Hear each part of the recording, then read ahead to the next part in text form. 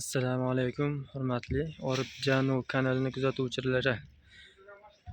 Xo'p, bugungi video Namangan viloyati Uch tumanida suratga olinyapti. Bugungi videoni olishdan maqsad nima?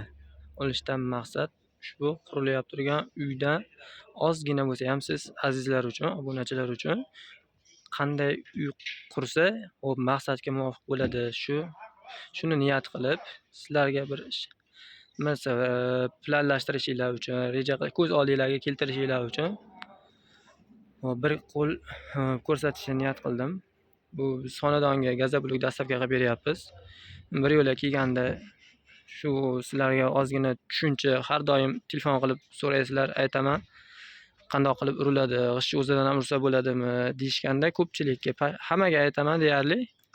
Xo'p, konstruksiyasi qanaqa? Buni gazoblokga ishlatishda kak перегородка ishlatilsa, buni ko'rib turganinglarda seysmopoyez kanulalari qilib avval to'qib, keyin ichiga urishar ekan mana. Ko'rib turibsizlar. Xuddi endi buni ozgina narx-navolari bilan ham ustalardan so'rab bilib oldim. Xuddi mana shu holatda podoshka qo'yib berishibdi ekan. Ichlaridagi armatura xuddi mana shu armaturadan kavkaz qilib, xuddi mana shu holatlarda to'qib, hamma narsasi ichida 1 kvadrati usta haqisi 160 ming so'm ekan. Armatura, sement narxlarini boshqa joydan ham bilish imkoni bor. Shu uchun bularni keltirmaymiz. Mana bu kolonnalarni har 1 metri 100 ming so'mdan ekan.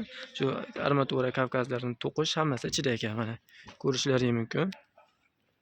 Xo'p, bu uyimizga 6 xonaga birinchi etajga 1700 ta hisoblashyapti ekan. Ikkinchi etajga nisbatan ozroq ketar ekan. Sababi ikkinchi etajli перегородкалari yaramosh urar ekan. Xo'p, sizlarga video manfaatli bo'lgan bo'lsa, foydali bo'lgan bo'lsa, videoga like bosib, kanalga yangilar obuna bo'lib qo'yishingizni so'rab qo'yamiz. Xo'p, like bosinglar, obuna bo'linglar. Ko'rganinglar uchun hammanglarga tashakkur.